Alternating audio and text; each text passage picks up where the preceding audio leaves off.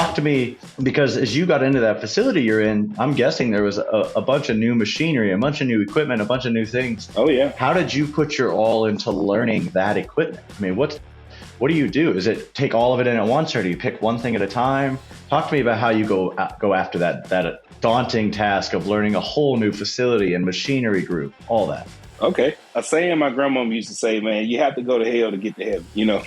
Man, I worked probably 12 hours a day, 12 hours a day. And I literally met first shift, second shift, and third shift all in one day. I did that for 7 days, man. I stayed over and I talked to the guys. I showed them that I really wanted to work. And what I mean by that is if something broke down, I told them, hey, bad back, let me do it, and they coached me through it. And I literally stayed 12-hour days, man, because I wanted to learn so bad. And I did, man. As a matter of fact, I know I told you that I became electrician, but I'm on first shift electrician. And that is a very hard thing, anybody dealing with maintenance, to come straight to first shift. Why do you think you're on first shift? What part of your skill set or what part of your attitude do you think brought you to first shift? Because I don't know this to be certain, but you're probably not the most experienced electrician on staff. And there's probably a couple guys there who are maybe a little bit technically more proficient than you. But how did you end up on first shift going, I'm the guy? Well, they told me they wanted to put me on first shift because of my drive. And because my number one thing is, when I'm at work, I don't pay attention to the clock.